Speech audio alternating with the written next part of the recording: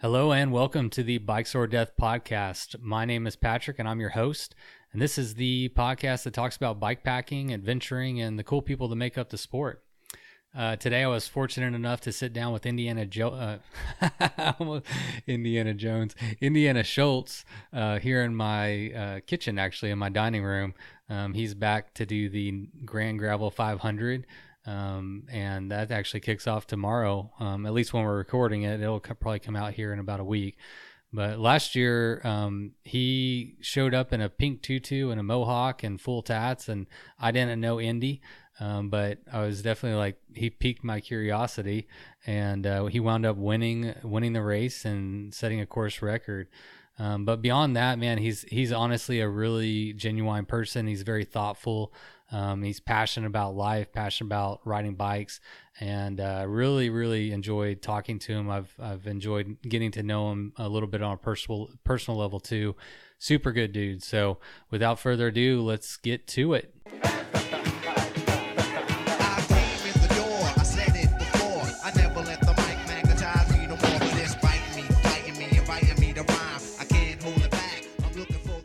All right, man. So today I'm sitting down with Indy Shulz, if that is your real name. It is not. Yeah. So what? Indy, Indiana. Last year at the 500, you were Squirrely Indy. Sparkle on Indy. Oh, okay. Yeah. And that was just a shout out for my friend Amanda, who had passed away from cancer. Oh, so sorry. I laughed. Yeah, no, it's okay. Sparkle on. It's, I smile when I think of her, and nice. She loved glitter and stuff like that. So, the Gravel Grand is something. It's a fun race, so I try not to take myself too seriously. Yeah. Yeah. What about Jerry Smith? Who's that? Jerry Smith is from a cartoon, Rick and Morty, and same thing. I'm just out here to have fun. I'm not trying to set records or anything, and Yeah. I think people will laugh when they see it.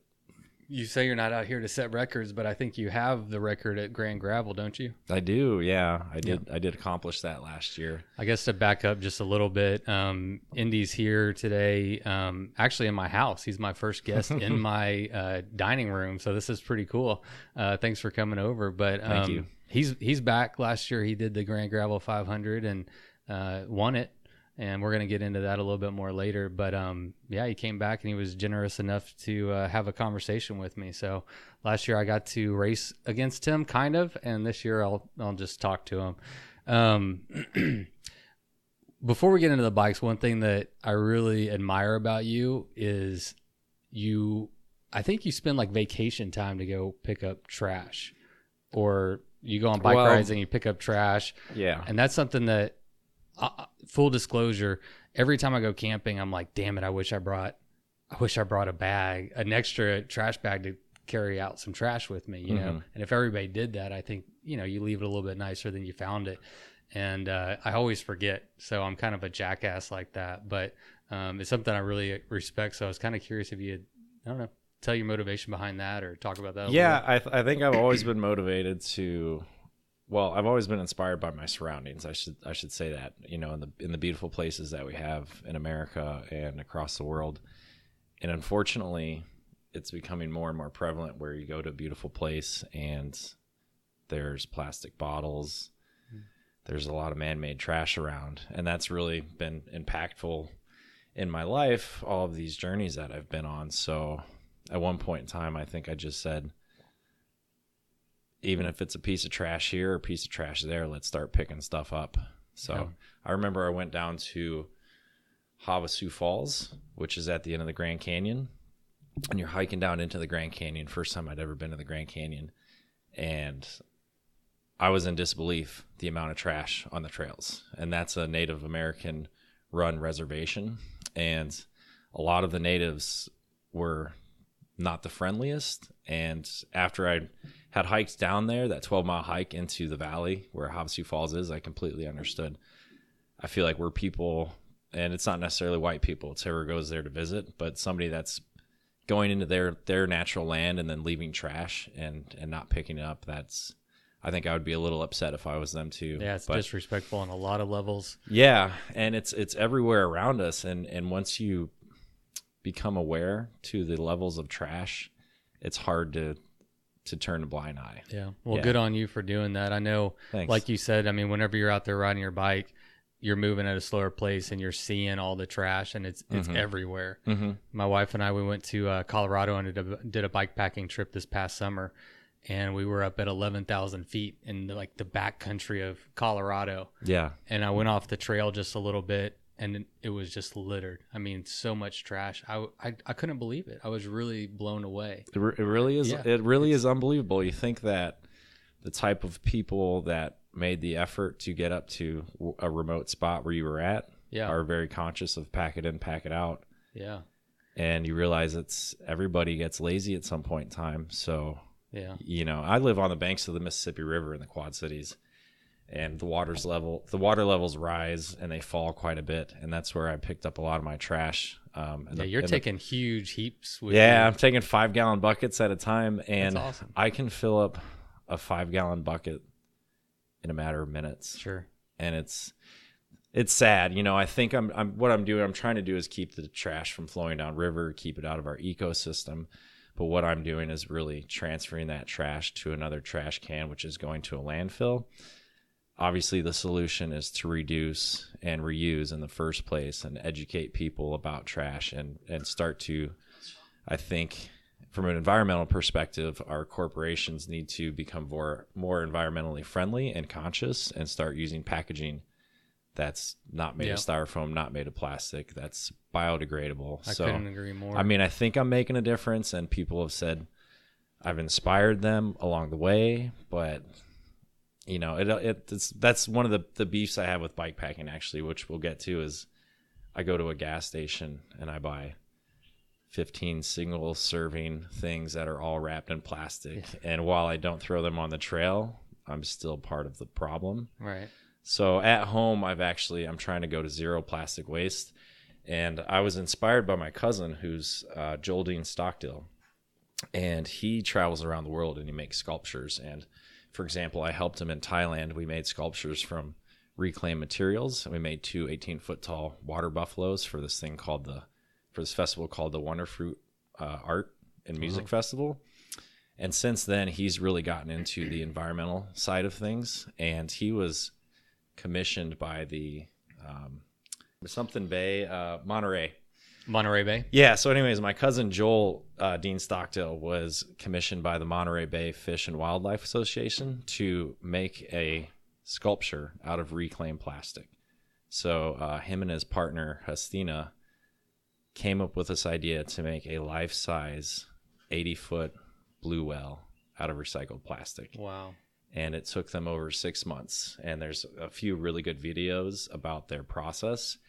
And basically they had this warehouse and they sorted all the plastic by color. They washed all the plastic. They made these homemade shredders. They shredded the plastic and then they put them into these molds into an oven, and then they pressed them into these panels that were maybe a foot by a foot wide, thousands upon thousands of these panels. And then they set this blue whale up in a park in San Francisco, and it's been there on display for 2 months, and it is beautiful. The colors are amazing, and I actually saw a picture of it. It is incredible. Yeah, it went viral for a while, and it's just raising awareness about plastic. And I believe, and I might be misquoted on this, but the amount of plastic, the weight of that blue whale, is what gets dumped into the ocean every 5 minutes. Wow, it's sad. And that's just alarming. It's scary. What's going to happen? Yeah. I don't know. I mean, I know you're kind of questioning how much impact that you're having. Sure. But you're doing what you can. And I think, that, and the ripple effect of what you're doing and inspiring other people and setting that example, whether it's through art installations or just going and picking up trash. I mean, those things do matter, I think. And you're right. It probably has to happen at a corporate level. I know that have you seen those, the packaging that's made out of I don't even remember what it is, but it's a biodegradable packaging that you can eat. So water comes in this little bubble and you can put it in your mouth and just eat it. No, you have seen these? No, I haven't seen that. I can't remember what it sounds promising. Some jellyfish I can't remember. Okay. Don't get me the lion, but there's stuff like that. I saw a spoon that you can eat. So you eat your food and it's made out of rice or something. And then you can eat the spoon when you're done. So I think we really do need some bigger companies to step up and solve the problem. But you know, and I think the awareness is out there, thankfully Yep. thankful for the internet and everything being exposed now.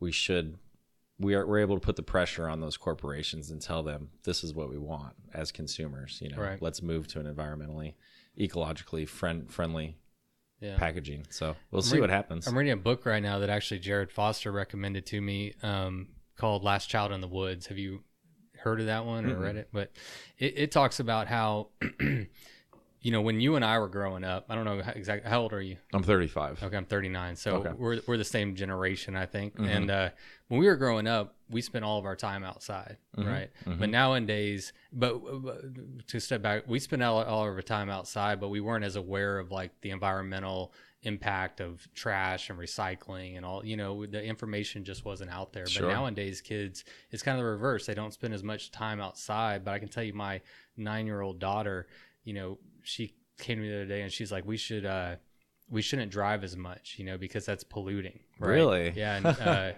there's a new development, a real estate development going in, and we were discussing it as a family. And she said, "Man, they're just destroying the habitat for all those animals." This is a 9-year-old, right? That's very cool to hear. My daughter is spending time outside. We make sure that's a priority, but it's interesting that we live in an interesting world where we're so aware of all these things, but people aren't taking advantage of the outdoors. Yeah, I understand what you're saying. Yeah. They're not necessarily out there as much enjoying them, but they're aware of the issues that are happening. Well, and it's part of the reason why I like doing a podcast and talking to people who are, because I think for a lot of us, bikes are just a mechanism to get outside. It allows us to go, do, see, and be in nature, be outside. And so, it's part of the reason why I wanted to start a podcast and talk to people like you and spread the good word and get people outside and doing things. Yeah. And combine that with, the passion for the environment and the knowledge that we have. Hopefully good things will happen, Yeah, so it's just my little drop in the water. It's like you. I mean, you never know the long-term impact of someone watching you pick up a bunch of trash or do that art installation or whatever it is. From his art installation, I've started to save all of my plastic, single-use plastic that is non-recyclable, and I have a box of it already, which is scary. But that makes me realize how much plastic I'm using. So I'm trying to buy products that are less plastic. Yeah. And then eventually when I have enough, I'm going to call Joel and say, how do I make a mold? How do I turn this into something that is usable? And then I'll feel a lot better about it. But like I said, the problem is not reusing it all the time. That helps, but being aware of what we're doing. And having a podcast where you can branch that in different people's voices is really great. Yeah. Trying, man. That person you had on last week, the one you're going to Jared Big Foster. Bend? Yeah. Really good stuff. I love what he's doing. He's doing some really neat things. He's a conservation and travel photographer, and so he's again, trying to spread the message in his way through photography and telling stories like that. And he's also literally educating the next generation. I mean, he's a professor at Texas Tech University, so we're going out in a couple weeks from now, which is why I'm not doing the 500. I made a decision. I have to, I got to work and pay the bills, unfortunately. Yeah, of course. We got to pick and choose our battles. We do. And so I thought it was a great opportunity to go and, man, absolutely. I want to see, a bunch of college kids like getting thrown into Big Bend Ranch State Park for 7 days and going bike packing for the first time and really getting into nature and like seeing them disconnect from their cell phones and whatever it is, and just really be in nature. And I think it's going to be cool to be like a voyeur to that experience and watch them go through that. So so let's talk about bikes. Sure. So one thing I'm always curious about is how people like balance, work and training and then getting the time off for doing these events that you do. So what's your home life like to be able to do this? Well, for a while I've been doing carpentry. So I've been able to make my own schedule. I've been doing a lot of cool. remodeling for friends' houses. So light electrical, painting, framing, building decks, things of that nature. So it's been good because I've been able to pick up and leave projects at certain times if I have to go do a race or I have to go do some training. You're like, sorry, your bathroom's not done. I Yeah, gotta go. yeah. But what I found was what was happening is I was doing a lot of work for friends, and I have a very hard time charging people what my time is worth. Yeah. Because all my friends have done something for me in the past. So I did pick up a few, part-time jobs from temporary job placement things, so, light construction, restaurant jobs, things of that nature. And just recently I started a new job at a restaurant called Rome in Davenport, which my friend Dylan Style opened. And he's been really awesome with my schedule. I told him before he hired me I was going to do the ATR in June again. And he said, that's great. Like, their motto is live, ride, roam. He said, we fully support you. So you've always got a job here. And that's awesome. I was pretty stoked about that. So what do you do there? I'm just a server right now. I've also done some bar backing, but I worked in Vail, Colorado for 8 years at a restaurant. So I've managed restaurants. I've bussed tables. I've been a host. I've worked in kitchens. Yeah. Very familiar with the restaurant industry, but I needed some time off. So I took the last, 4 or 5 years off and did the carpentry thing. And now I'm kind of leaning back in towards the restaurants. Cool. So it's thing about the restaurants is their schedule is always very flexible. So, yeah, makes sense. Yeah. And people are always trying to eat something, so they always need someone to serve them their food. Yeah, and I'm good, and I'm always smiling. It was funny. I keep coming in there and people ask me why I'm so happy, and I'm thinking, well, I'm at work, I'm getting paid, to interact with my customers. I don't want to be a Debbie Downer, and that's normally, funny. I've done a little workout during the day, or maybe some yoga and meditation. Maybe I went for a bike ride, but I've realized after the last 5 years, in the last 5 years, my exercise level has gone up quite a bit. I've been more conscious of my diet, and that's definitely affected my happiness. So maybe 5 years ago when I worked in my old restaurant, I wasn't quite as happy. Not to say I was grumpy or anything, but it has. I think all of that plays an important factor. Absolutely. Is getting out in the sunshine and doing the yoga and meditation and all of that good stuff. And balancing it it's quite an act sometimes. With the new restaurant, I'm working long hours, sometimes 10 or 12 hours. So I would say I'm in terms of where I'm at in shape bicycle wise, I'm at about 60% of where I was at last year. So I'm trying not to push myself too hard this year. But what does training look like for you though? Yeah. So I have a really good friend. His name's Nathan Tackett, and he's been doing triathlons and Ironmans and things of those nature. And so he's basically has his personal training certification. And when I got into bike packing, I was hanging out with my friend Michael Kenny, and he's actually out here this year for the race. So Michael Kenny was pacing me for the Leadville 100 trail run, which was the last part of the Leadman series in 2016. And apparently I looked at him at mile 70 and I said, I'm going to do the Tour Divide with you next year. And he goes, what? He goes, all right, well, let's get through this race. But I was moving back from Colorado to Illinois, and I knew he was training for it. Did you have experience with bike riding at that point? No, none. I had done the 2 races for the Leadman series, but I did them really slow, and I did them on a really old bike, and they beat the heck out of me. But I was training for running at that point in time. So anyway, so I moved back home, and Nathan Tackett was already writing or scheduling or writing a training program for Michael Kenny, and they owned their own company back home called Plan for Adventure, where they actually trained athletes and they took them on mini adventures and stuff like that. So he already had an old parking garage that had been converted into a gym. Yeah, it's a great resource. So yeah, and so generally my training is, the way it's written, is about, I would say 50% gym, like strength and power, a lot of free weights, a lot of conditioning through that, and then 50% of it's out riding my bike. Man. But I don't do big miles. People say, what do you ride 300 miles a week? Sometimes I ride only 100 miles a week. Yeah. But it depends on what you're riding. Sometimes I'm riding intervals, and you have to change it all up. Sometimes you want to go at an easy pace and just watch your heart rate and go for maybe a 3-hour ride, maybe a 6-hour ride. It really just depends on what cycle of the training program I'm in.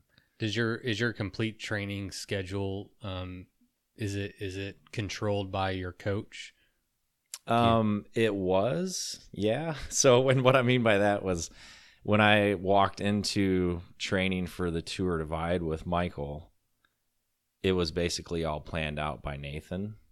And then Michael went on this great adventure with his wife. They built out a Sprinter van and started touring the national parks. And I decided I was going to try to do the Trans Am, which was completely different, a road bike race. Yeah. So I went to Nathan and I said, hey, I'm going to do this other race. And he said, okay, tell me about it. And so it's a road bike race. It's 4,300 miles. You want to write a program for me? And he said, yeah, absolutely. So he just wrote a program, and it's basically 5-week cycles, and it's 4 weeks on and then 1 week recovery. And so whenever I did that for about 6 months. Then that includes cycling and gym work and nutrition, or no? No nutrition. I just figure that out as I go. Right. Yeah. Nathan's wife is actually a nutritionalist, and I watched her do a talk to the Plan for Adventure people the year before. So that was very informative in terms of, recovery, your carbs to protein ratio, things of that nature. And basically what I gathered from her talk, and she studies like what the American Heart Association and all those other things recommend because she works in a hospital, was a lot of moderation and keeping things well balanced. And that seemed to work really well for me. I don't have any specific allergies. I'm not a vegan or a vegetarian, so the whole food spectrum's really open to me. But I did realize after doing the American Trail Race in 2017 and then the Trans Am and then the Gravel Grand that I was having a really hard time eating gas station food. I just didn't want to eat Cliff Bars anymore. Nothing looked good. So I did this 200 kilometer ride called the Turds of Misery that this woman, Jen Reed, put on back in the Quad Cities. And it was a, gravel grinder in Iowa. It ended up being 130 miles and almost 10,000 feet of climbing. But I was dead by the end of it because I wasn't eating enough calories. Everything I had brought in my frame pack, I just didn't want to eat. Yeah. I would just be sitting there chewing and chewing and chewing and chewing, and then I'd drink some water. And I would chew, and I just didn't want to swallow any of that food. So I actually contacted Billy after that race. That race Billy was Rice. Billy Rice in September. And I said, hey, I want to try keto. Uh-oh. And his first question was why, And I said, well, I'm a little bit overweight. I just went to Costa Rica after the Trans Am, and I think I weighed 170 at the time, which was about 7 pounds overweight for me. And I've been kind of calorie restricting my diet. I can't lose any weight. I don't really feel great. And I just did this 200 kilometer race, and I couldn't eat any of the food I brought. And he said, all right, well, we can work with that. Mm-hmm. So I worked with him for just a little bit. He gave me some guidelines, and I did keto for 2 months, and it was fantastic. But I'm not on keto anymore. It was too hard. It requires a lot of discipline. Yeah. And, the way he explained it to me was, especially if I'm going to go out and do a race, my body will become keto adapted. And if I get any of this wrong, Billy, I'm very sorry. But there's episode 2 of this podcast where he breaks everything down. Go back and listen to what's actually the truth. But this is what I remember him telling me.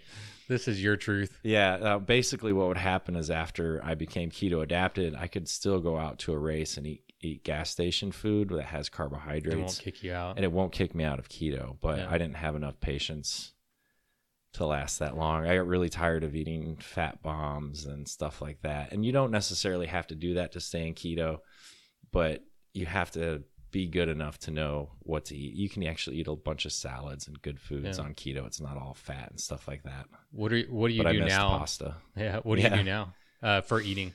I'm kind of back on my normal diet. Yeah. Which, I meant whenever you're racing, what does your diet look like? It'll be gas station You're just back to the gas station food. Yeah. Like a couple of my go-tos are, chocolate milk is always good. I'm never tired of chocolate milk.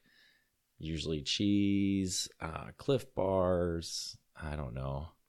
We'll see. I wanted a lot of hot food. Like I like pizza, gas station pizza. Yeah. And all the gas stations I went into last year didn't have any pizza in Texas. But they all had a cooler full of tall boys. There you go. So I was I was tempted to drink a beer in the middle of the race, but I knew it would I was feeling like crap last year anyway. So we'll see how this year goes. I haven't done any real racing since last September, and I haven't been training much, so I haven't eaten a lot of gas station food. So I think this race will be okay. Yeah. In terms of keeping enough calories down, but it's all an adventure, you know. I was planning my food based on wherever I could find a hot meal. And in hindsight, it was my first event. You know, the 500 was my first event last year, and I needed that carrot. You know, like a burger, a cheeseburger, bacon cheeseburger, whatever. Like I needed that carrot, I think, to help like keep me going, and then I'd have a great meal, and I keep going. And but I mean, I was slow as hell. but the important thing was you kept going. Yeah, you found a way to keep yourself motivated, which is very important. Yeah, you have to. There's no one else out there except for you and your thoughts, and so whatever it takes to get you to the finish. I think when Billy and I rolled up on you last year, it was about midday. You looked pretty beaten down. I remember that. I think we lifted your spirits a little bit. Absolutely. Yeah, which was cool. I mean, I knew it was your first ultra event, and to see you, I was really proud when I saw you. Oh, thanks, man. Yeah, keep going, man. You're doing it. But it's hard when you're out there by yourself. You know? I remember because that was right after the Groveton Road, which you'll know. It's like a 4-mile stretch, and it's always rutted out. And I have a picture on my Instagram where my bike fully loaded down is completely held up by the mud. I mean, I just set it there and like stood back and took a picture. And so to give you an idea of what the Groveton Road is like for 4 miles, that's what it is. Yeah. And then you guys rolled up on me like right after that, like a few miles after that. That was a rough day. That was day 3. I woke up. I woke up that morning. I hammock camp, so I rolled out of my hammock and literally just fell to the ground. Like I couldn't. My legs didn't work. You know. And I cried. I got emotional. Like, it's just me. My my dyno wasn't. Wait, what's the hub called? The Dynamo Hub. Dynamo Hub. Yeah, I had it right the first time. All my electronics were down, so I couldn't like call anybody or like see where anyone. I was just out there in the woods, like by myself with my legs that didn't work. Sounds like you hit a low. I did. I hit a low. But, what I did is I just I was like, all right, I kind of gathered myself and I just worked through it. I made myself like a breakfast. I brought food, like I brought like freeze dried Mountain House, whatever. Made myself that. I had coffee.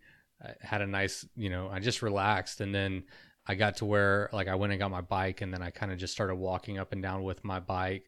And then I didn't know where I was going because my GPS was down. So then I got to where I could like get on my bike and start riding again. And I had to just ride back and forth like this mile up and down the road until the dynamo would charge my GPS unit, and I was able to figure out where I was going. What you're doing. That's smart. So that's how I started that day. It was a tough day, but it taught me a lot, about myself and persevered. Yeah, persevered.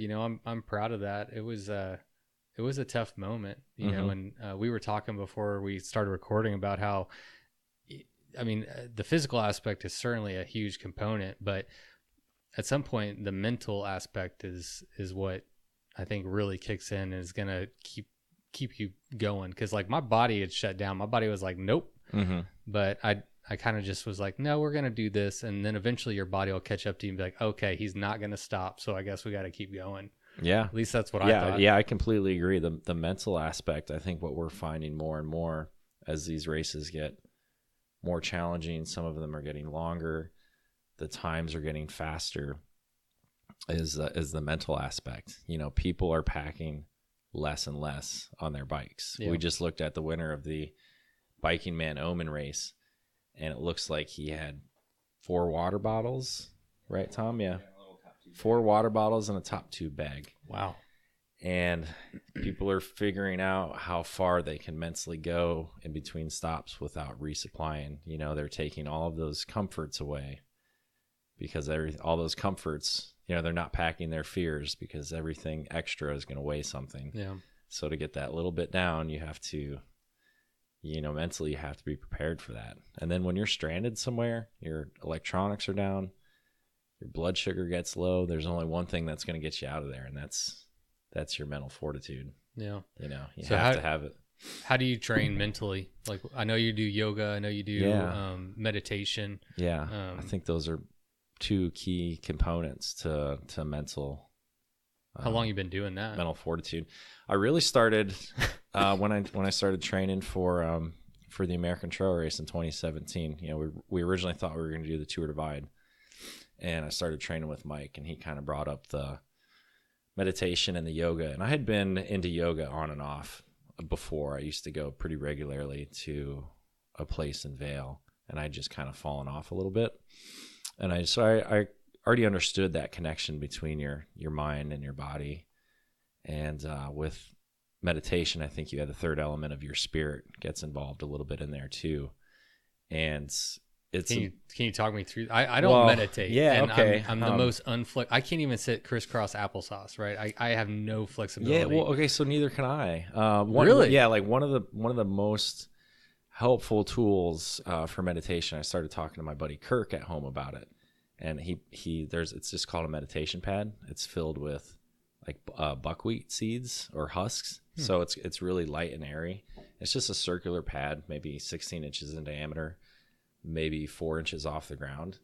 And the reason you sit on that is it keeps your butt elevated, and then for people that are inflexible like you and me, you can still keep your legs crossed, and it's not going to be uncomfortable on your knees. So if you were to try and sit that way, and you're very inflexible and you're not used to it on a bare ground or carpet, it's not going to be comfortable. So immediately you're going to stop focusing on your breath. You're going to think about how much your knees hurt, and you're going to maybe make it like 10 seconds. I've tried to meditate and I can't. And you're like, ooh, that was good. Yeah. But let's try it again tomorrow. No, it's meditation is I think like anything else that's rewarding is you have to work at it.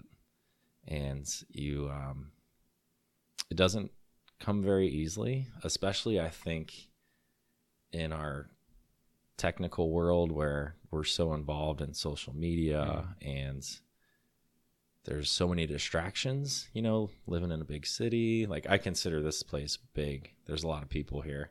I live in a smaller place, and I don't know if I could live in a place that was more populated than where I live. Anyways, what I'm trying to say is there's a lot going on around us, and we're busier than we've ever been. When you sit down and you meditate, all of those thoughts come flooding to you, and I'm thinking, oh, I need to go for a bike ride. Do I have to work tonight? How's my mom doing? All of these things flood into you, and you know, it could be anything, whatever's going on in your life at that point in time.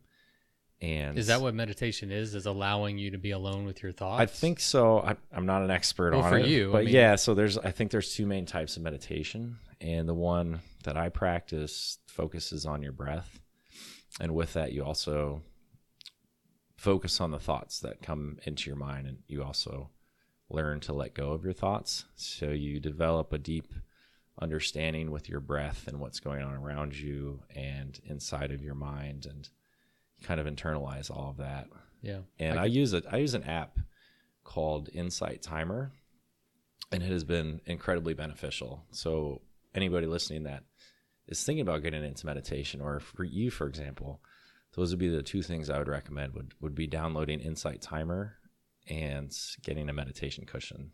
And that helped immensely. Yeah. And Insight Timer is basically, there's a whole array of different meditations for different things like anxiety or sleep or breathing or concentration. And basically they've taken this app and they've put together a bunch of audible meditations that you can listen to, or they also have like the chants and the mantras, or sometimes you can just listen to the Om, and they're all different times, and it kind of gives you a little bit of structure into meditation, so you're not just sitting there in a room in complete silence. Like at all times I'll have some sort of background noise going on. And with that background noise, it kind of filters out everything else, and then I just focus on my in breath and my out breath. Yeah, I find music helps me collect my thoughts. You know, it's just you know, something going on in the background. I guess to distract my mind a little bit, to free it up, to of course, just be kind of free with your thoughts and let things kind of flow. So how long do you meditate for? Does it change? It definitely changes. I have a few on there that are set up for 20 minutes, and for example, like the background ohm noise on there, I'll set up for 20 minutes, and sometimes I'll go 6, sometimes I'll go 2. It's like I think the most I've ever gone was 13. Yeah, and that's after 2 years of meditation. And when I say that's as far as I'll make it, is eventually my mind just becomes so filled with those thoughts, and I'm not able to focus on my breath, and I've just lost that feeling of nothingness, almost like just that focus, and I just kind of snap out of it. And I have one of those little singing bowls that my friend Kirk bought me, and I'll ring that a few times, and it's weird. I've developed a relationship with that inanimate object. I love it to the world and back again. I just love that sound of the singing bowl, but it all depends. And that's how you end your meditation? Yeah. And I usually do a little bow and just that sounds take a little breath, and then I get ready to take on my day. Yeah, I definitely think that we're definitely overworked. We're over everything. I mean, we're inundated in every possible direction. Yeah. Our time is always, someone has a demand on it somewhere, it seems like. So being able to slow down is important. I can also see that when you're out there alone with your thoughts, being comfortable with your thoughts has to play some kind of role. I mean, you're out there for 30 days on ATR or whatever it is. Yeah. And you're going to be out there just with you and your thoughts. Do you listen to music or podcasts or anything when you're out? Yeah, sure I do. Lots of music, podcasts, and then you just get tired of listening to those. And sometimes you listen to the gravel. Listen to nothing. Yeah. And with the meditation, you really need to. A lot of people will say bikepacking is meditating or meditative, and I can see that. You become one with your surroundings, and definitely the more secluded you get. Like take I'm sure the Tour Divide is like this, but there's places in the American Trail Race where you won't see a person for 100 miles, and that's pretty beautiful to me. Yeah. Some people, not so much. I know people that really struggle when they're in an environment alone. A lot of some people are just very social. Yeah. And I'm a social person, but I also enjoy just being by myself and alone with my thoughts and internalizing, what's happened to me over the last few years. And it's very therapeutic in that sense. And I'm like you in that way. Yeah. I don't like to race somebody else's race or ride somebody else's ride. I mean, I like to ride with people sometimes too, but I enjoy just being in tune with what I'm doing and that experience for me. And, so yeah, everybody's a little bit different in that regard. Sure. And going back to that meditative aspect, you learn that you just have to be there in the present moment. When something like your bike chain breaks and you're 100 miles from a bike shop and nobody's around, nobody's coming to save you, and you just stop and you take a breath. Yeah. And then all of a sudden you're back at your moment and you think, it's okay. I know how to fix this. Yeah. I had this crazy experience during the 2017 race, and I was in Baker City. Is this ATR? The American Trail Race, okay. Yeah. So I was in Baker City, and the next stop was Battlefield. So Battle Mountain. This is Nevada. And I called my parents. I had just had lunch, and they asked where I was, and I said, yeah, I have 20 miles to go to Battle Mountain. So, I'll give you guys a call. They were trying to meet me at the finish, so they were kind of trying to figure out when I was going to finish the race. I was just checking in with them.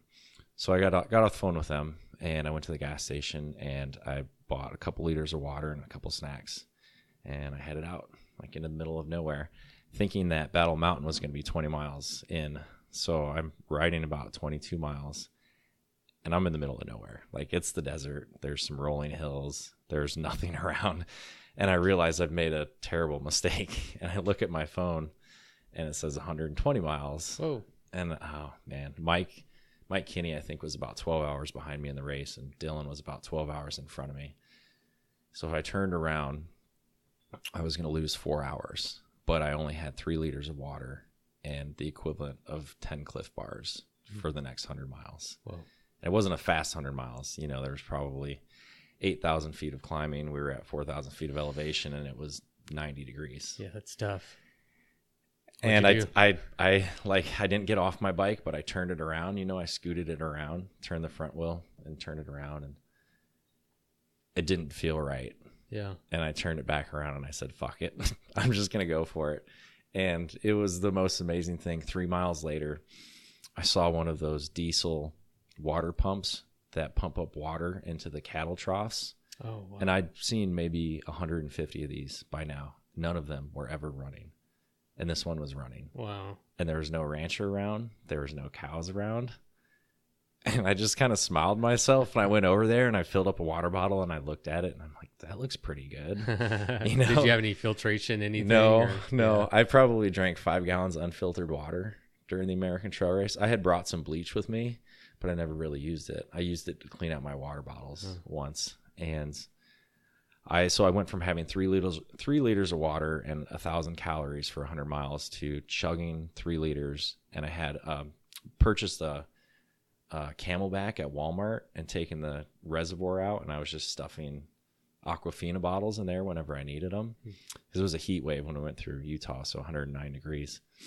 And so were you going through during the day or night? Well, I guess yeah, 120 miles you were. Yeah, I had to go through the day. I mean, I talked to my friends who does search and rescue in Moab when I went through there, and I was going through there at night, and I said, do you have any advice? Because he had done 2 body recounts that week alone where they had to go rescue somebody. And he said, don't ride between the hours of 10 and 4. And I just kind of laughed. Well, that's not going to happen, right? So I just went on my merry way. And then I find myself in Nevada with very little resources. But what happens was I went from having 3 liters to having 6 liters of water, which was what I was really worried about. You can ride without food, but you just go a little bit slower. And I just thought back to my meditation, and I thought, if I can control my breathing and if I can control my heart rate, I'm going to make it. But it was scary. Yeah. And the next morning I woke up and I was still 20 miles from Battle Mountain. So I got, 80 miles, 100 miles of riding done the rest of that day. And there was these jackrabbits. There was 3 of them. I'll never forget it. They were running across the path and I was kind of zoned out. You kind of get that far off distant stare when you're expecting a town coming up and you're sleep deprived, you're food deprived. And then all of a sudden I see a 16-inch rattlesnake on the ground. Ooh. And I screamed like a little girl. Nobody around, of course. And I lifted my feet in the air and I ran it over, and I expected blood to gush up. I was terrified, and I kept on riding. And when I got into town, I thought it was all just a dream.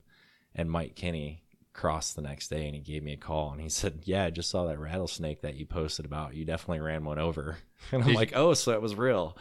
Yeah. Did you kill it? I didn't know if I was hallucinating or not. Yeah, it was dead. Oh, wow. Yeah. But I was so dehydrated and with lack of food and sleep. And this was on probably day 20 of that race, so you've already been riding for a very long time.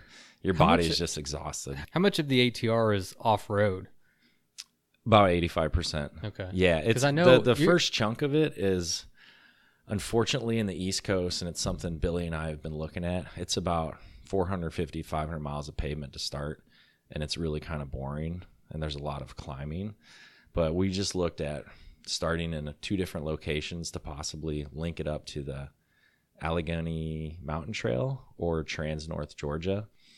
And neither of us really think it's worth it to change the start from the Cape Lookout campground, which is what we start at. We take a ferry over to Cape Lookout, and then we have a huge... Yeah, it's a cool start. Yeah, we have a small racer meeting, and everybody gets to camp out before the race and get to meet each other. It's really a special way to start a 5,000-mile event. The next morning, we take the ferry over, and that's the official beginning. Yeah. Yeah. That's cool.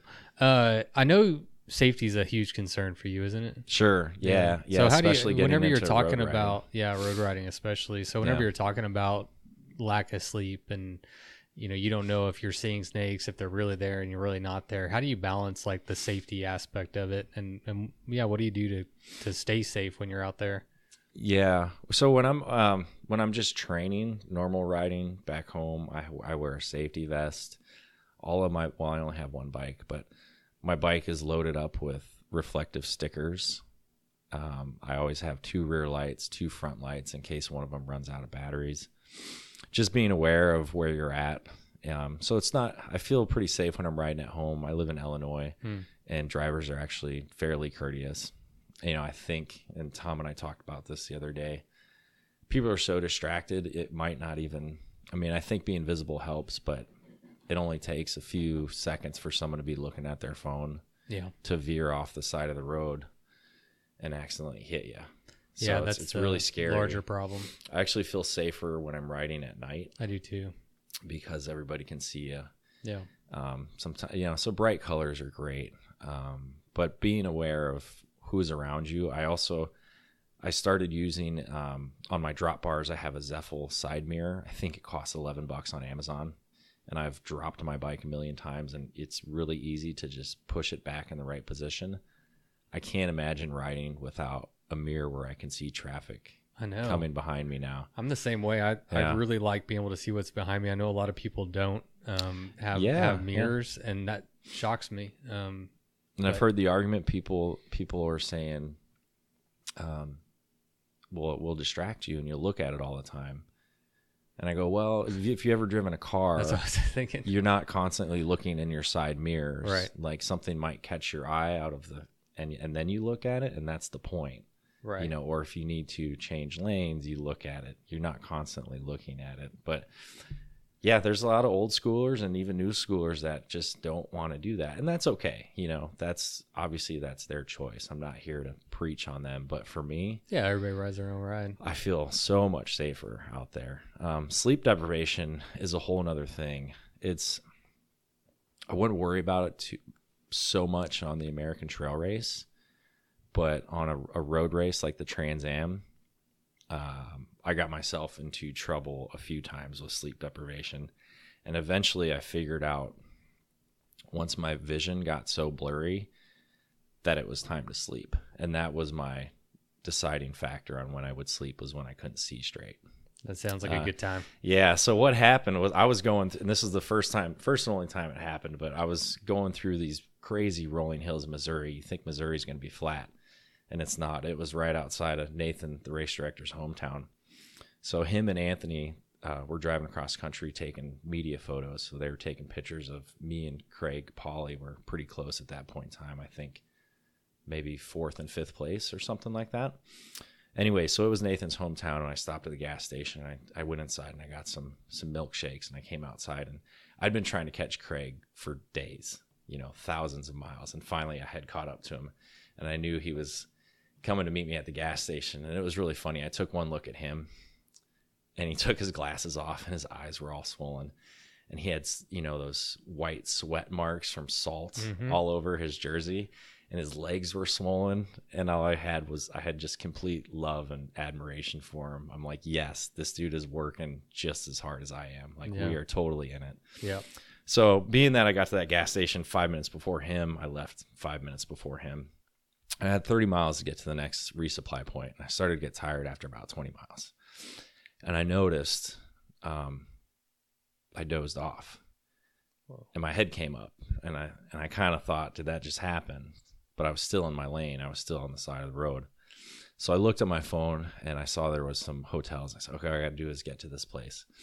And the next thing I knew, I had a driver honking at me. I think what they were trying to do is they had tried to pass me, and I had swerved all the way in to oncoming traffic on my bike on a 2-lane road. Wow. And there was a car headed my direction. And my mind, like, alarms went off. I was saying, fuck. I was thinking about Mike Hall, all of the bad stuff, the other people that got hit on the Trans Am. And I immediately went over, obviously, to my side of the road. In a few blocks, there was a house, and it had some pine trees. I just got off my bike, and I walked over those pine trees, and it was like 3:30 in the afternoon, 95 degrees, 90% humidity. I was only carrying a bivy bag at that point in time. I didn't have a sleeping bag or a sleeping pad. Got my bivy. I took off all my clothes, and I fell asleep immediately. I woke up 4.5 hours later. It was 8:30. I was in a pool of sweat. But I didn't wake up once during that sleep. That's how exhausted I was. And it scared the crap out of me. Yeah, I've never been that scared. That's a sombering story. Yeah, and it's just, I realized, okay, like, your vision gets blurry, you get off the bike. Yeah. And that's actually when I switched over to night riding. I was getting really, really frazzled by the traffic on the Trans Am. And that's just part of the race. I'm just not used to that type of riding. I had been training on a road bike for 4 months, and it was scary. I finished the race. I did pretty good. What was the scariest state to go through? I heard Kansas isn't. It's Kansas. Yeah. Yeah. As soon as I like 50 miles into the state line, I was, and it was, I think about 30 miles outside of where the guy got hit last year and was killed. And I hear this honking, and I look in my mirror, and there's a semi barreling down at me, and there's nobody coming in oncoming traffic. And he wasn't trying to hit me. Otherwise he would have just hit me. So he's honking his horn, and I get off into the gravel, it's going maybe 16 miles an hour, but it shook me, and I almost fell off, and he went by, and he was just honking his horn. It's a game. Why?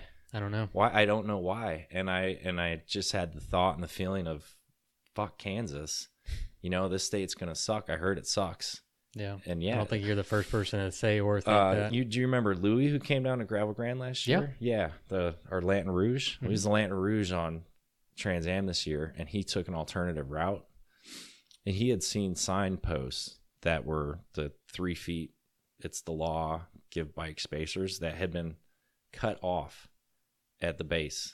Multiple signs just cut off. Yeah. They don't like us for some reason. I don't get it, man. We have a friend here locally that was just killed about a month ago. Carrie was telling me about that. Ken Spence. He was very accomplished cyclist, also very, very safe. And a guy just ran him over. It was a 2-lane road. There was a shoulder. He was in the shoulder and just hit him. No brakes, no nothing. And then he got a ticket for improper lane usage or something. Yeah, that's hard, man. If there's no consequences, people aren't going to care. They don't. And the scary thing is I went on Facebook because there's media about it, and so I went on Facebook and I was reading the comments that were coming out, and I mean it's hundreds of comments, and none of them were good. I mean they were all just basically fuck cyclist. Wow. And I don't know why we've become like a lower citizen, but for some reason we are. And that was a really eye-opening experience for me because I know him and rode with him, knew what kind of rider he was, knew he was safe. Mm-hmm. And he was in an area where I ride all the time, or I used to ride all the time. And then to see the public's reaction to that, and it was okay. It was okay that a cyclist was killed. It was his fault. People were admonishing him for leaving his family behind, and were upset with him for being so irresponsible. Yeah. And it was really eye opening to me, and it's sad. It's terrible. Yeah, really sad. It's sad, but it was a good. It was something I needed to see. I think people's, for whatever reason, like you were saying in Kansas, that's what made me think about it. Mm-hmm. There's people out there that really just don't give a shit. Yeah. And I think if we're going to be on the roads, we need to be aware of that. It's not something fun to talk about or anything, but I think it's good for people to have that realization or know that you're out there on your own and you really are out there for your own safety. Like you need to be looking out for yourself because a lot of people don't really care. Yeah. So that's why I wanted to, talk to you about. Even an event like the Gravel Grand, that's not a crazy distance, but it's 500 miles. We're all going to get separated, the riders, so we probably won't be riding in groups. And who's not to say that somebody's going to be having fun at night and just pick off a cyclist in a big truck? Yeah, that's been known to happen before, and it's scary, and I don't know what to do about it. I talked to Peter Anderson, the person who won the Trans Am, after the race, and we were congratulating each other, and he asked me if I was going to do it again next year, and I said, fuck no, it was too scary. I'll never do this race again. And I think everybody should do it once. I mean, it was an awesome experience. I'm not down talking the Trans Am. I love that race. I love the race directors. I love the people in that race. I love what it represents. But it was too scary. And he's like, I know you could break my record. I don't care if I could or couldn't. And I had issues during that race with my derailleur and other stuff. And everybody has issues during the race. You're riding 4,300 miles. That's going to happen. And I was talking to my buddy Jay about it. And he said, dude, you had the race you were supposed to have. That's right. It's fine. You did awesome. Yeah. be proud, you made it, and walk away with your head held high. Like, that was what you're supposed to do. But what I'm trying to say is, like, it sucks that I don't want to go out and do that race. Right. Because I feel like they have won, and I don't want to go out road biking again because I don't feel safe. And that's not the answer. We have every right to be out there. That's true. But so what do I do? We lose every time, and that's the problem. Sure. Yeah. Yeah. And I don't know what the answer is, but hopefully talking about it is part of it. I think the big thing that you touched on is holding people accountable. It's mind-blowing how often somebody injures or kills a cyclist and there's little to no repercussions for it. Mm-hmm. So here locally, we've just been trying to get our district attorney to really look at the case and like get involved and like make him aware of a person died. Yeah. And they had a family. Yeah. And he wasn't doing anything wrong. He was well within his rights. Exactly. So anyway, it's wild. Yeah. It's a bummer. And I know we all know the inherent risks, and accidents do happen, but I used to be really kind of like fuck cars, but that's not a good attitude for a cyclist to have. I mean, I'm not going to win that fight ever, you know? And so I've really, taken a huge step back on any type of road riding. I take my bike, throw it in the back of my truck, and drive out to some gravel. And then even then, about a month ago, we were in Sam Houston National Forest. I mean, there's no one around, and some guy in a Cavalier comes up behind us, and there's 3 of us, and we're on the side of the road. He comes up behind us and guns it and starts fishtailing. And I thought, he lost control of his vehicle, so I was worried they was gonna like come back and hit us. What an idiot. I'm just like, there was no reason for that. What you just don't like the fact that we are riding our bikes. Yeah. It's so weird, man.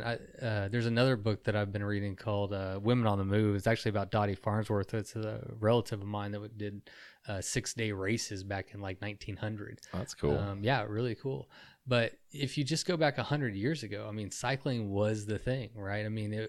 The cycling, like this 6-day race that they would do, it's like the Super Bowl. It was just so entrenched in our culture. Everybody who rode bikes, knowing who won the race and going and watching the races. It made the papers. It was a big part of our culture. And in 100 years, we've completely gone away from that. And now, it's just cars, Yeah. And what's it going to be next? I'm kind of hoping the self-driving cars might be a little solution, I think because they're going to have sensors and they're not going to automatically hit people type of thing. They'll automatically brake the car. That's huge. I think that sounds promising. We're obviously some years away from that, but I think that technology could be very helpful in terms of keeping cyclists safe. Did you hear about, do you know who Mr. Money Mustache is? I wish I did, but I don't. So he's like a financial advisor guy. All right. He teaches people how to like retire early, and if anybody wants to like look him up, but he just put out plans for a carless city outside of, I think, Boulder, Colorado, and it's very much in its infancy, but I like the idea of it. He designed the whole town to where you can drive to the town and you park outside, but then it's all bikes from there. That's neat. I like that. I like that people are talking about it. Neat. Yeah. My wife and I are actually looking at moving to like a more cycling friendly community. We just bought land up in Northwest Arkansas. I don't know if you're like familiar with like the bike scene up there, but it's all Walmart money basically. But Bentonville, Bella Vista, it's crazy, man. Walmart's put like $17 million into the bike infrastructure there. So the lot that we bought backs up. There's world-class trails like 40 feet off my back property line. From there, I can ride a 43-mile trail that goes all the way from Bella Vista, Bentonville down to Fayetteville, and then there's single track all off of that. So it's such a problem that like I'm looking at moving. we are planning to move for the safety and security of your family. Just because we want to be able to ride bikes and enjoy it. And like it's a part of the culture. You go ride a bike and there's old people, there's families, there's kids, the neighborhood goes and rides bikes, because the city is invested in the infrastructure, and if you build it, they'll come, I guess. Right. Well, and you have to wonder what they're doing here in is it College Station or Bryan, and Carrie was saying this is the 5th fastest developing county or city in America. Yep. So if they're not developing bike lanes with that infrastructure, then yeah, you're kind of at a loss. We're lucky with if we the can increased get traffic and everything. Yeah, we're lucky if we can get bike racks in front of businesses. It's part of like the city code. Is like if you have a business, you're supposed to put up a bike There's rack. a college here too, right? Yeah. Yeah, you would imagine that Yeah. that would be very much encouraged. Yeah, Yeah. you would imagine. It's It's kind of mind-boggling. Yeah, we're backwards in a lot of ways, and that's Yeah. just one of them, unfortunately. Yeah, I hear you. So, what got you into bike packing? Where did it all start for you? Yeah, it actually started at the Leadville 100 trail run in 2013, and my brother had just finished it. And at that time, I was pretty heavy into drinking, smoking cigarettes, and I had just paced him for the entire, well, not paced him, but crewed him for the entire run. And I was in disbelief that somebody actually just ran 100 miles. It still blows my mind. Yeah, and I can't Especially at believe Leadville. I've even done it. You know, it's anybody that does it. It's such an accomplishment. But anyways, so that was August 16th, 2013, and approximately 2 weeks later, my brother passed away unexpectedly, and I was living in California. My parents are in Illinois, and it was, it's by far the worst day of my entire life. Was Is he older or younger? finding out that my older brother died. Yeah, he was 4 years older than me. Somebody who was, people say I'm athletic, but I'm like 5'8", 155 pounds. He was 6'1", 200 pounds, never smoked a cigarette in a day in his life, had so much potential, and is just starting to get into the ultras. So him and my friend Mike, who's down here for the Gravel Grand, they had actually talked about doing the Tour Divide. And I didn't know anything. I didn't know anything about bike packing at the time. So after he passed away, the first thing I could think of doing was taking his ashes and spreading them on Hope Pass, which is the 50-mile, right around the 50-mile turnaround point for the Leadville Trail Run 100. So when I got back to California after his memorial or celebration of life, I just started running, and running 1 mile at a time, 2 miles at a time. After 6 weeks of no training plan, just me running, I went out and ran a self-supported marathon by myself. Whoa! With a liter of water on my back. And at mile 16, my legs started to give out systematically. First it was my knees, and then it was my ankles, and then it was my shins. So I walked the last 7 miles.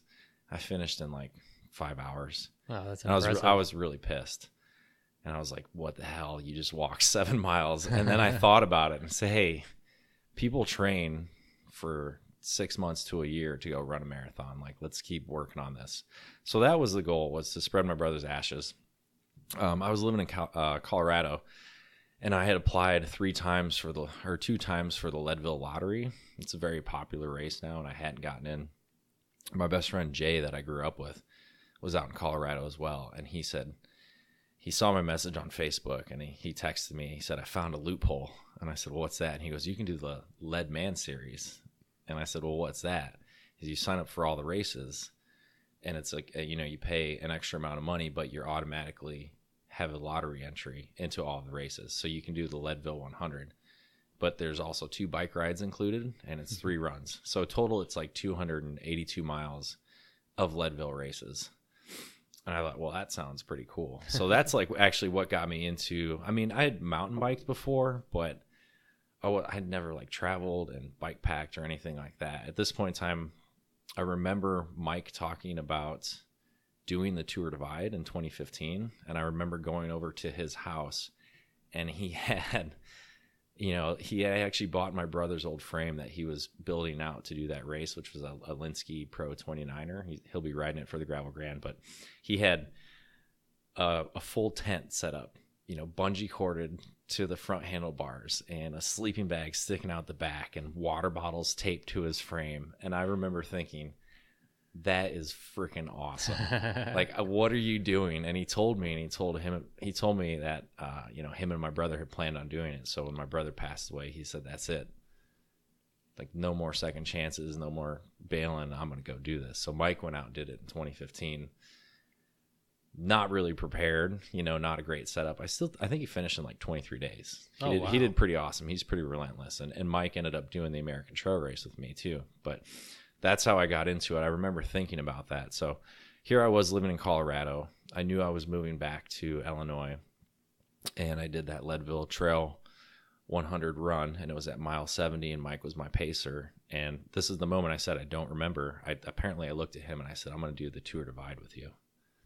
And he said, all right, just go ahead and finish this race. Like, you're pretty tired. And then at the end of the race, I said, yeah, like, did you ask me to do the Tour Divide? And he starts laughing and he goes, what? And I go, yeah, you asked me to do the Tour Divide.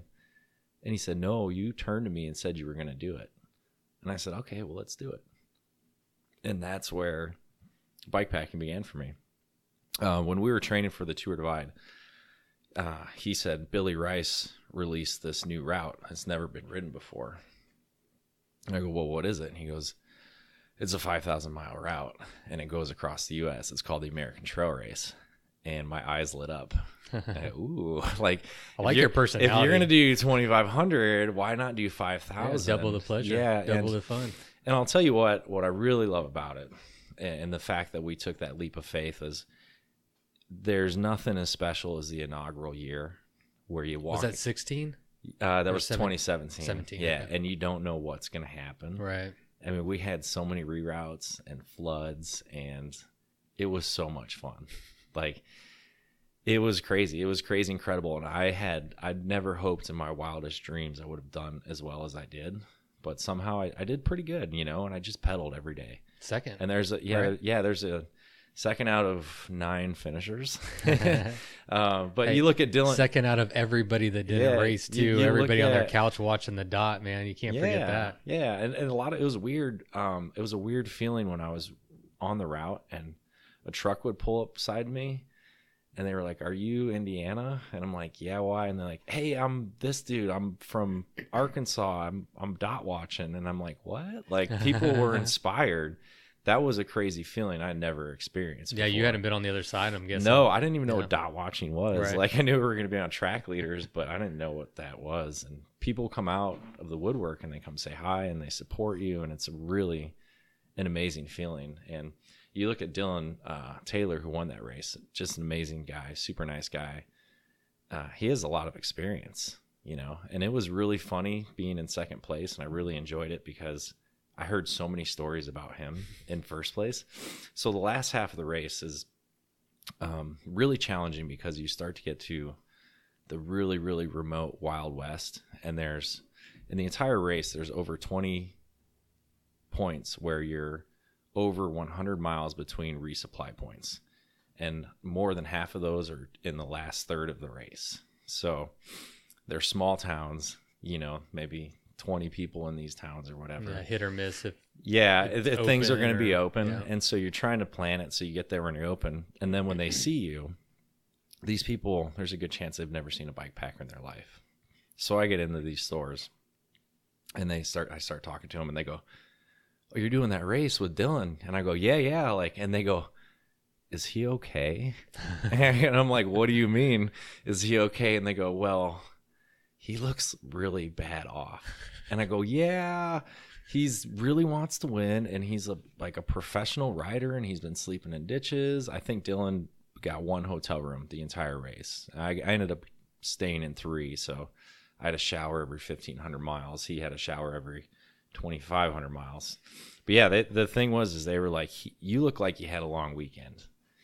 He looked like he got drugged behind a truck. Wow. Yeah, and that's how hard you push yourself, And Dylan and his wife were waiting for me at the end when I finished, and he had showered and shaved and everything. And I told him these stories, and he's like, no, I was really nice and sociable. And I go, I don't know if you were. I know you as a person, and I know that's how you are. And I can't imagine he was ever mean or anything to anybody. He was just tired, but just completely ragged. Out of it. Yeah, just covered in dirt from head to toes. They're like, who's this homeless person coming through town? Yeah, for me, that's my romantic relationship, or the romantic draw I have with bike packing, is when I saw Mike's first setup. And I said, what's bike packing? And he goes, you're just out there. It's self-supported. I'm like, what do you mean? He's like, you got to supply all your stuff. Your bike breaks, you're fixing it. Mm-hmm. Like that's when I think bike packing, that's what I think of. So the racing element of it is cool, but it's a lot mentally and physically. It costs a lot of money. You need a lot of resources. But cool. Yeah, I felt like I don't know. Sorry, go ahead. Well, so I looked at that race, the 2017 race where you came in second. Yeah. From what I could tell, it looked like there was an hour and a half that separated the top three from the finish line. Is that true? No. It was, I think 16 hours between Dylan and I. Oh, wow. And 18 hours between myself and Mike. I need to learn how to use track leaders better. I went back and you know how you can like rewatch the race. Yeah. And for some reason, I thought it was like an hour and a half between the top three. And I was like, that's You were insane. looking at the times. And because it's days, you're looking at days and not hours. So it was 35 days, not 35 hours. And like, so it'd be like 35, say he finished in 35 days, 12 hours. I finished in 36 days and 14 hours. It looks like it's just an hour time difference, but it's a day. Yeah. My buddy Jay has made that mistake before. Okay. He's like, you will finish an hour after the winner. And I'm like, no, it was a day and 8 hours. So the third place finisher, how far was the gap between y'all two? 18 hours. 18. Yeah, we were all basically split up almost by a day, about 100 miles. So you weren't really feeling the pressure too much. You were just kind of towards the end. It's really hard with the resupply points. If you're going to try and make up some time, you got to have some phenomenal planning and a lot of capacity on your bike, probably to carry some extra water, which is a trick I have up my sleeve for this year. Uh-oh. Yeah, I'm going totally unconventional. I'm rocking panniers. Oh, wow. Yeah. You'll be the only one. Well, there's nothing. Probably. Yeah. I've got like the Arco dry light panniers. I started doing the math. So I did it the ATR the first year and I didn't have a sleeping bag. And that was the biggest mistake I've ever made in my entire life. I froze my butt off. Yeah. I was so cold the entire race. And it limited how much I could ride at night. And it limited to what I had to do in the morning. I had to camp 5 to 10 miles outside of town. And wake up, what I had done is I went to Walmart and bought a heat shield, like heat blanket, a little bit thicker. It was actually like a heat tarp, an emergency tarp. It's got the silver lining in it. And all I had for warmth were my rain clothes. So I would wrap myself up like a burrito. And it keeps you warm, but you start sweating bullets immediately. So when I woke up in the morning, I had to wait for the sun to come up. So I couldn't ride late into the night. I had to wake up at 6. And then I had to get up and take all of my clothes off and hang them on the sagebrush. It only takes about 5 minutes to dry out. So there I'd be like walking around naked, brushing my teeth and like eating Cliff Bars. That's why I camped outside of towns, But I had to do it because I couldn't put all my crap away wet. Yeah. But everything smelled so bad. It was terrible. So I have a sleeping bag this year. That's awesome. The first thing I invested in was like a Sea to Summit sleeping bag. Yeah. I'm not going to make that mistake. That's not a fear. That's just like, I don't even know. That's just common sense. You need a sleeping bag. But I did it. I didn't give up. I know. And I could have. People were like, "Why don't you have one?" Impressive. People said, "Why don't you have one mailed to you?" Well, obviously, you can't have one mailed to you. That's against the rules. And they said, "Why don't you buy Walmart and buy one?" And I said, "I own 2 sleeping bags at home. I'm not spending money on a crappy sleeping bag that weighs 4 pounds. Like, I just won't do it. Yeah. And that's like I've tried to be a not materialistic person. Me as a person, right? I own 1 bike. Yeah, I like that. I've gotten down to 2. I have. I don't. You don't do mountain biking single track much, or not? Because I don't live in Colorado anymore. Yeah. So I don't feel the need to have one. Yeah. I would like to. I've gone if down I lived to, somewhere, I'd probably own maybe another bike. Yeah. So I have my Salsa Fargo, and that's a great. Yeah, buddy. High fives. High fives. That's a great everything bike. I can commute on it. I can gravel grind on it. I can even take it on a single track. I have 2 different wheel sets for it. Absolutely. And then I have my full suspension mountain bike, and it's a 29 or 27.5 plus, but I can also do like a 29er by 2.4 inch tire. So I effectively have 4 bikes and 2. Yeah. I'm all about that too. Just minimalizing not to get too preachy, but like we were talking about like environmental aspect, but environmental costs. Every time you buy something new, someone had to manufacture it, somebody had to ship it. There was an environmental impact of that purchase, you know? And so I don't know. I'm big Have you read Let My People Go Surfing? No. By Yvon Chouinard? Oh, I've heard of Yvon Chouinard. I'll mail you a copy. Oh, wow. I think it'll blow your mind. Yeah. This is take a company like Patagonia and that's why I know that name. What their values are. Yeah. And for him to say, as good as we're doing, it's not enough, scares the crap out of me. Because they are doing so good. They are doing in good. terms of company's standpoint that has a huge impact. It's scary. Mm-hmm. So let's go and talk about the 500 real quick, which is why you're here. Yeah, Gravel Grand 500. Yeah, buddy. So Great last race. year you came. What's the elevation in Illinois? What elevation? We're at sea level. Oh, you are. Okay. So there's no advantage there. I can do a 100-mile route on the trail or bike path on the Mississippi River, and it's 600 feet elevation change. Yeah. In 100 so miles. Basically, well, there's actually more on the 500. I was just curious how it was your first race in Texas. Mm-hmm. First time in Texas? No, I had been to Texline during the ATR, which I don't recommend anybody ever go to. We had just gotten out of the Oklahoma Panhandle, and I think Billy put it there just to be like, "Hi, y'all got to go through Texas." Yeah. And as soon as we got to Texas, it was fresh laid blacktop, and my tires were sticking, and it was 110 degrees, and I was like, I hate you, Texas. And then there was nothing in Texline, really. I mean, there's a few shops and stuff, but you literally cut into like a 5-mile corner of Texas. So that had been my Texas experience. Yeah. So it was a brief experience that you had in Texas, but this was, you were, how long did it take you to finish? It was 2 days? For the Gravel Grand? Yeah, the GranGravel 500. 42 and a half hours. And he bases the record on time. Yeah. Because the route changes direction and length. Bases it on speed. And my speed was 11 and a half miles an hour. Wow. Yeah. That's impressive. I thought I could do it better. Really? Yeah. I had some issues and some gear issues, and I was sick, but it can be done faster on a good year. Yeah. Take us through last year. How was it different than what you were expecting, or how did it play out for you? Yeah, I really underestimated it because I had been on my road bike training for the Trans Am. So I was really focused on my cadence. I was in the gym a lot. I was really sticking to my training program last year, wanting to go out and win the Trans Am. So I looked at this race and I said 500 miles, like, no, that's nothing. And I got my butt kicked. I had bought these new shoes that were a half size smaller than what I normally wear because I thought the ones that I owned were too big and I didn't like how roomy they were. And my feet swelled up and they were numb by the time I got to the first checkpoint. And I was also having stomach issues. And so I was throwing up and also having diarrhea issues as well the entire race. And it kicked the crap out of me. And then you had Carrie. I blew up my Achilles and my knee, and I couldn't train for a month after the Gravel Grand.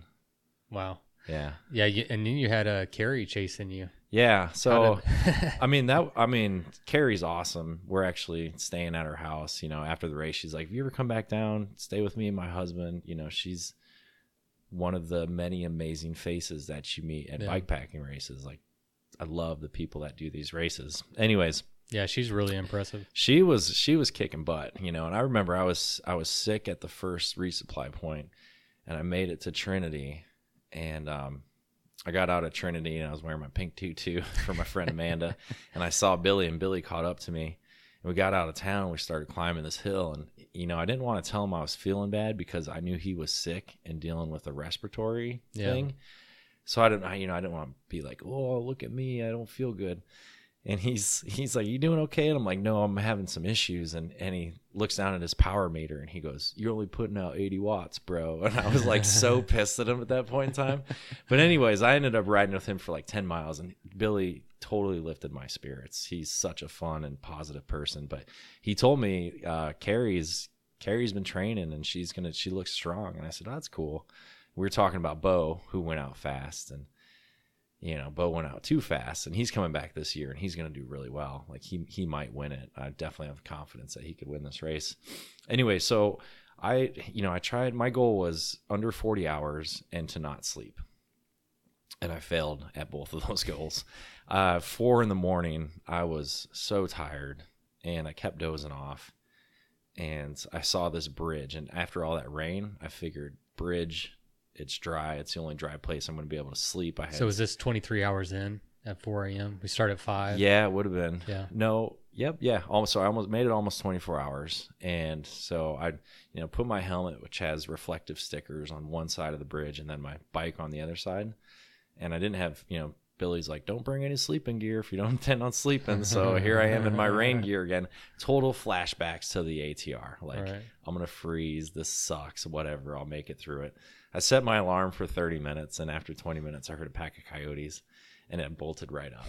And I was like, well, I'm not going back to sleep. I went off to the woods to go to the bathroom, got back on my bike, probably 20 miles to get outside of the Davy Crockett Forest. The sun was starting to come up, getting a little bit of energy.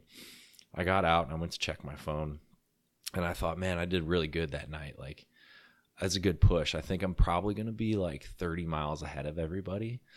And I look on track leaders, and then there's Carrie 12 miles behind me. Mm-hmm. And I was like, son of a, all I wanted to do was go to a gas station and like cry about how hard this was to myself, and then get back on my bike and finish it. I just wanted to relax for a little bit, basically. And she was pushing, and I have that feeling like if somebody else is out there struggling, it motivates me to be out there struggling. Mm. It's kind of that camaraderie you have, like if you go through a low point during a race, you can kind of look and see like, hey man, these guys are doing it. Everybody's going through something at some point in time. So I looked, I saw she was still crushing it. I said, yeah, let's do this. Let's try and crush it. And I didn't finish. She kept the same pace I pretty much did at the end, which was fast. You were her little bunny. Yeah. She was going to catch you. Man, she almost did. I only, maybe a couple hours, so maybe 15 miles or 20 miles, so separated us. Yeah.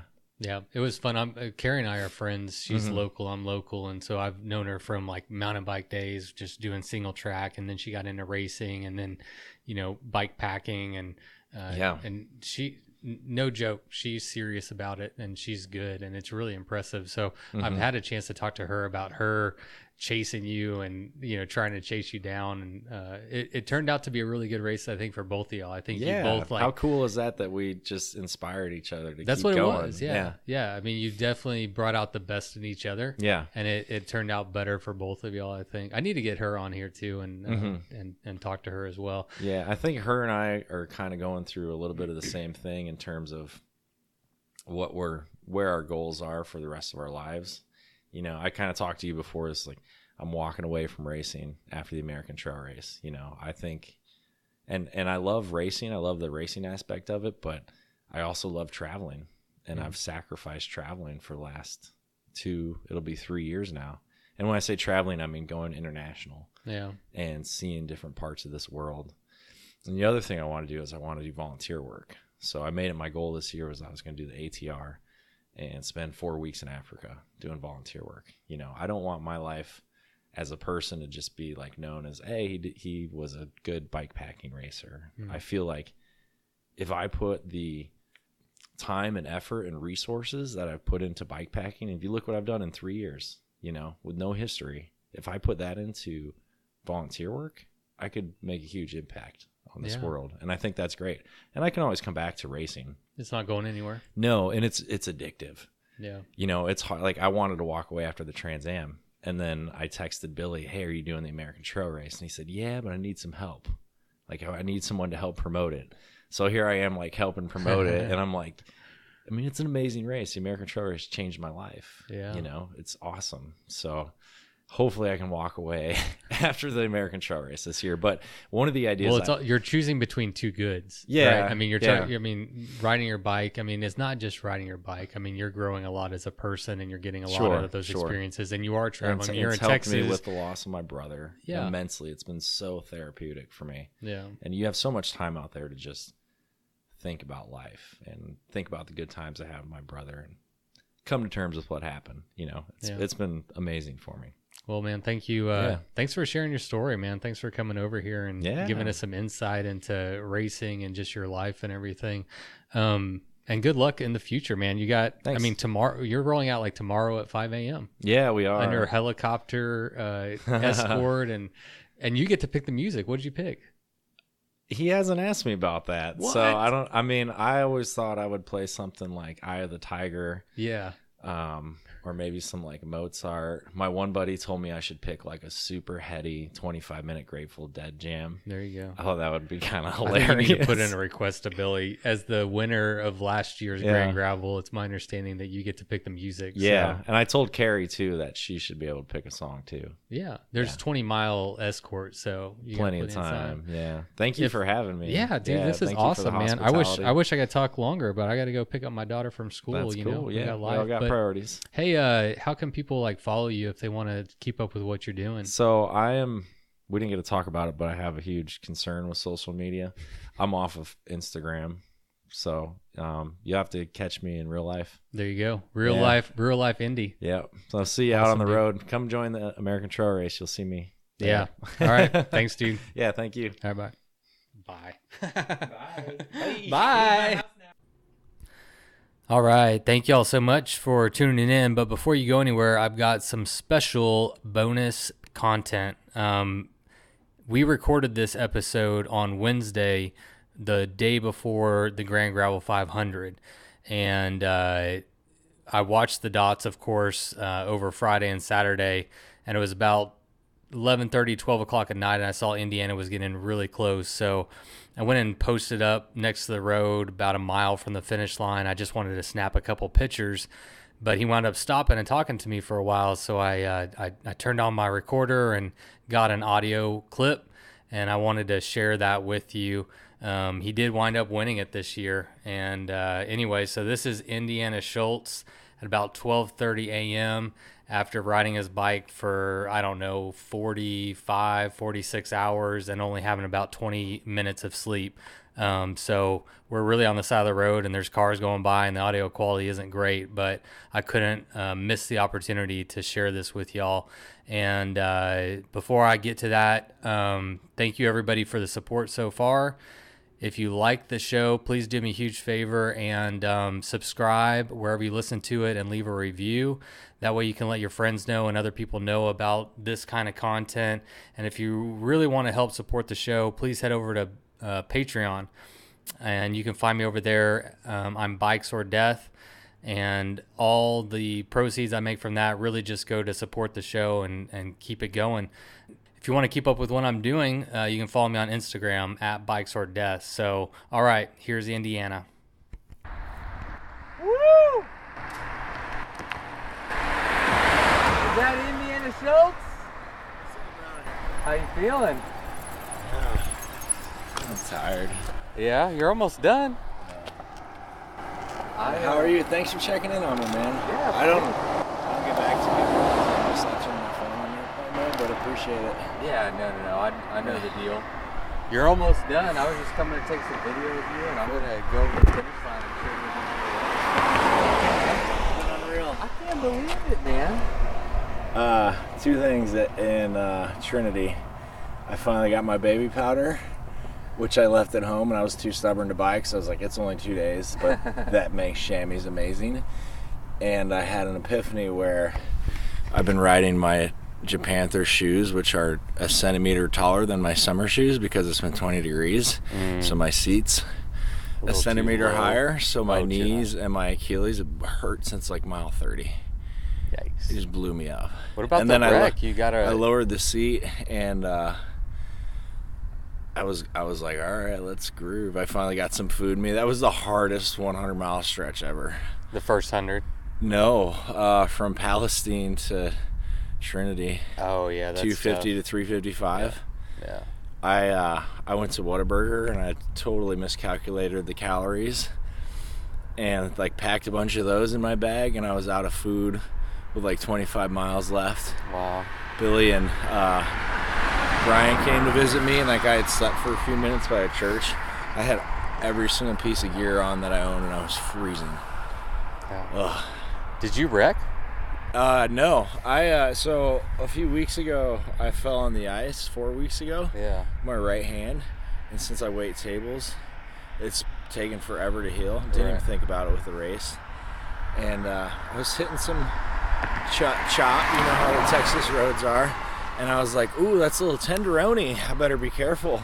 And then at like, I forget, it was like mile 180 or something, I jumped off a middle ridge because it got all soft into the packed part. Yeah. And it went bam, and it was just so sensitive since then. So like anytime I hit the paved road, I was able to, like, it would kind of heal up a little bit, but then I get back to that chop. But I was able to like switch my hand position from here, which was a lot better than being up here because of the angle. And up here I was able to hold with my left hand and just kind of brace with this and steer. Yeah, those but or the arrow bars. Lesson learned. I mean, it hurt. You know, it's always gonna hurt, right? I got some Advil in me and stuff, and dude, you're an animal. You've stopped for 2 hours and 16 minutes, except for to talk to me right now. But you got a nice 20 mile gap on second place. I can't believe I did that stupid thing. It's like the Trans Am where my flight was delayed and I had my bike mailed to Sugar Wheel Works in Portland, and instead of being there at 3:30 and they closed at 7, I got there at 6:15. And me and Jude, the owner, were sizing my chain, and I was like, oh, I got it. And I was doing the Shimano way where you add 2 links, and I was like, yeah, you just take 2 links off. So immediately my chain was 4 links short, and I couldn't get into my largest chain ring for like the first 4 days, and then it never worked right after that. Like, I don't know if it screwed up my derailleur or for my internal cable. It was just like, I need to have somebody set up my bike before I go on rides. Like, I'm just making things so hard on myself. Yeah. But totally unreal, man. That kid is fast. That's his first race. I know. His first race, he passed us. Y'all me and Mike and Tom, and he goes, I'm just warming up the legs. And then like he was like gone 10 miles ahead of us, and I was like, warming up the legs, my ass. But he was like, yeah, my name's Chip, like the potato. He's like, I was like, cool, man. Like what's your experience? He's like, this is my first race, and I go, well, I'll tell you what Mike Hall told Billy, and it's like, wherever you are in the race, just be happy, man. Yeah. And you'll be good out there. Wow. And then I didn't know if he was done in Palestine, right? Like I was, and then he like got 15 miles ahead of me, and I was like, I was hurting bad. I was gonna call it in Palestine, and then I saw he was stopped, and I was like, ooh, maybe I'll see how far I can get. Like, and I didn't want to bail in Palestine because that's the furthest point away from here. So I was like, well, that's not a good move. So let's see how far my handle lasts, or my wrist. And then all of a sudden, I look on track leaders when I had that 100-mile stretch, and I think that took me 15 hours to do 100 miles. Wow. Whereas that last one I cranked out in like 7 hours. Because of the roads? Or just because you were roads worn out? And I got baby powder, and my seat was right. Yeah. So as soon as I put my seat down, my Achilles and my knees were fine. Right on. And I was like, and I sat there and I ate for 30 minutes. I saw you stopped at Whataburger. Yeah. You and Chip both did, but the difference is Chip stopped at Hampton Inn and slept for 6 hours. Yeah. So that was the big difference, man. He slept for 6 hours. I mean, you slept for 2. I don't think it was a bad move. No, it's not. You saw how fast he was today. It's never a bad move. If you need to sleep, you should sleep. I looked and I was like, holy dude, Chip's back. And he was like, all of a sudden he was in second again, and I'm like, he's going to catch me. Like, I was getting real drifty because I had slept for 20 minutes. Okay. And then I just saw 2 hours stoppage time. Yeah, I slept for 20 minutes. Yeah. At a church on the cement.